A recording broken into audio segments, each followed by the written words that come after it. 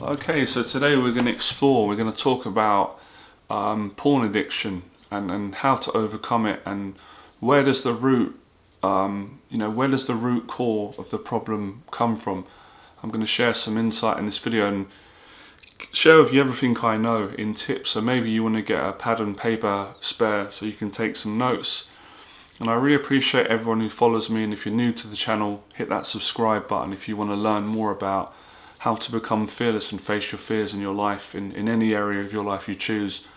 And it'd be great if you could like and share this video, and more importantly, let me know your thoughts either throughout this video if you really enjoy it and when the video finishes, and make sure you stay on the video to the end so you can get maximum benefits, because you might jump off just in the middle and then you're going to miss out on some of the best teachings, which are going to be at the start, the middle and the end. Okay, let's get into it, right? I'm in the mood today. So, without sounding naive, and I'm not being patronising or provoking, I'm really being straight with all of you, men, women, whoever's watching this video. Now, when you get right down to it, I believe the reason why the porn addiction exists, and if you're struggling with it at the moment, is because you're afraid and you're not willing and you don't want to face your fears and your anxieties in your life. Let me give you an example, right? I'll give several examples. So I remember when I was in my early 20s, believe it or not, right? Guess my age in the box below if you can guess my age, right? Because I do look young sometimes when I wear t-shirts and I've had a shower and shave and stuff. But when I was in my 20s, I remember I wouldn't have admitted at that age, right? I wasn't as open-minded as I am now. But I remember having a porn addiction.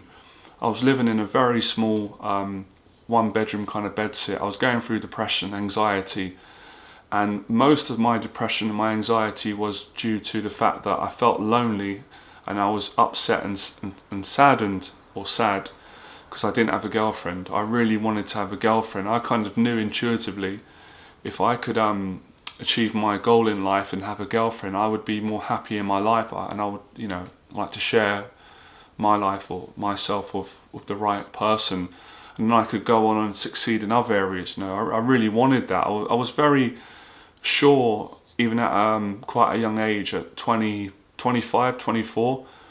But at that time, I had a lot of demons and insecurities which come from my school, of being bullied. Growing up, I've got to say, growing up, it feels like I had lots of different social circles. I had some great friends growing up that I've got such good memories, and they were just lovely kids. And I kind of grew up on a council estate where there were lots of different kids, and I wouldn't say gangs, right? There were gangs in my area, but we wasn't a gang. We were just like a group of quite good kids. So really nice kids growing up with, right? Great memories. Nothing negative to say about that. But as I got a little bit older and I started to, go to college and venture out, I made new friends and people that come into my life. And some of those new friends, I didn't know at the time, they were very negative later on. They made me feel like I wasn't good enough, and they also projected their insecurities onto me, that they weren't good enough. And I probably did the same at that time, right? Negative kind of attracts negative in some cases. So a lot of what was being said in the conversations amongst my friends in my 20s was, this inability to get a girlfriend, and the fact that you had to have certain things, and I didn't have these things, so I was never going to be able to get a girlfriend and be happy in that area.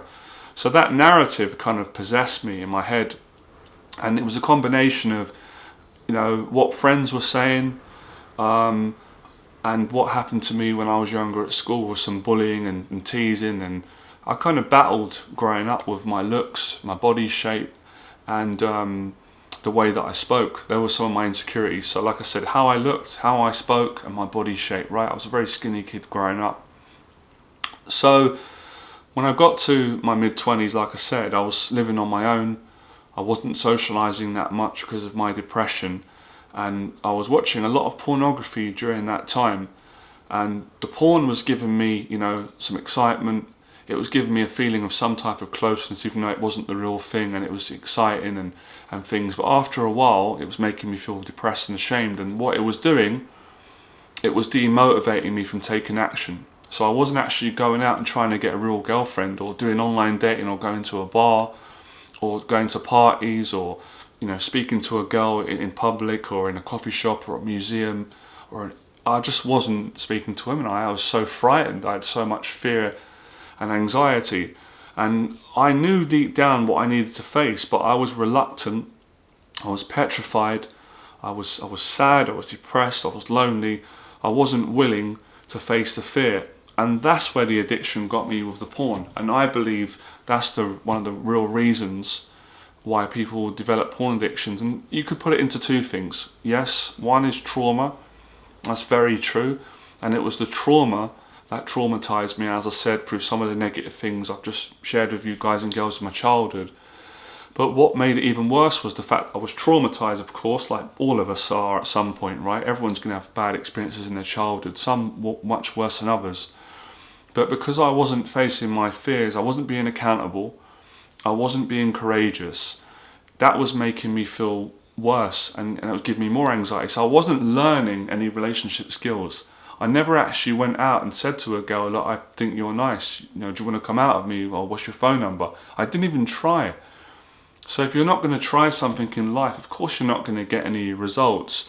And that's why the porn started getting stronger and stronger. Only when it got to a point where I hit rock bottom, started listening to motivational talks from Les Brown, and I did meet one positive role model in my life who helped me with my confidence of women.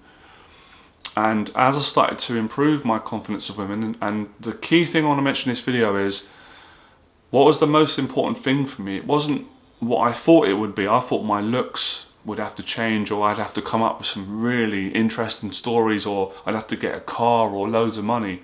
None of that was the case for me. I had to learn how to deal with fear and anxiety, fight or flight, because I wasn't good at that before. And if I could learn, and if you could learn more, and I actually in the end did push through and get very good at feeling fear, feeling anxiety, feeling fight or flight in that very moment, but still being able to communicate and be myself and be genuine and confident and respectful when I was talking to women. And eventually I started getting some good reactions from women, and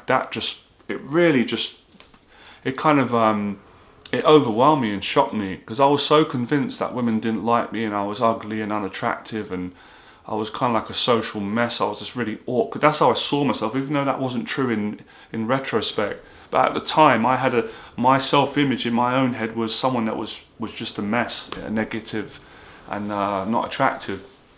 So as I started to be more social, I noticed that I became less motivated to watch porn. I kind of lost my appetite. And eventually what happened was, as I got to a certain level of confidence, because I was facing my fears of speaking to women, I was going out and meeting new positive people, I was going to new events, I was getting involved in positive thinking and self-help, I started to change. And eventually I did get my desired goal. A couple of years later, it did come in the end. I got a girlfriend, I fell in love, and I totally quit my porn addiction.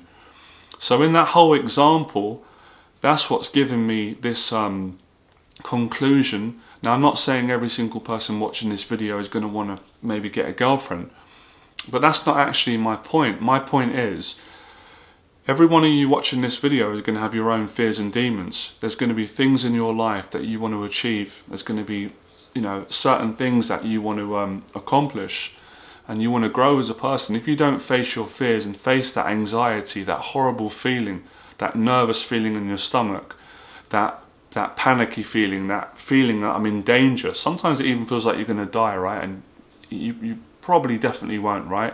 But that panic, fast heartbeat, not being able to get your speech out, becoming monosyllabic and freezing up, it's that you have to face. And the more you face that, the easier it becomes to handle fear and to manage fear. And the more you face that, the more confidence you gain as a result of putting yourself through that feeling of fear over and over and over again, until you can completely overcome that particular fear, whatever that is for you. And you can let me know in the box below if you want, what is your main fear right now that you're avoiding, which is keeping you stuck in a porn addiction, which you don't want to be in.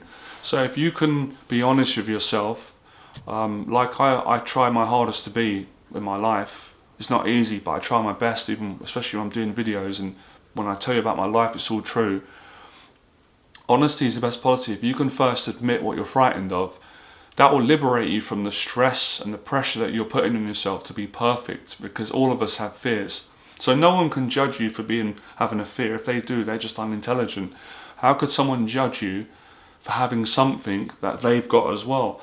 So once you admit your fear, that will liberate you. It will free you to a certain extent.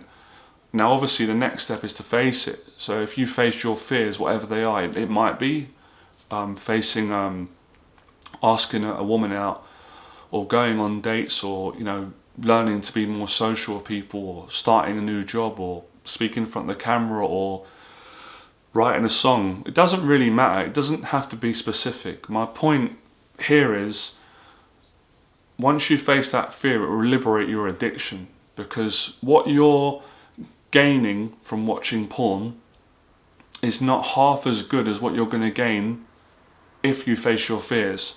So facing fear will give you happiness, it will give you confidence, it will take away the burden of your depression, it will improve every aspect of your life, it will enable you to express yourself without caring about what other people think about you, which is a fear that everyone's got.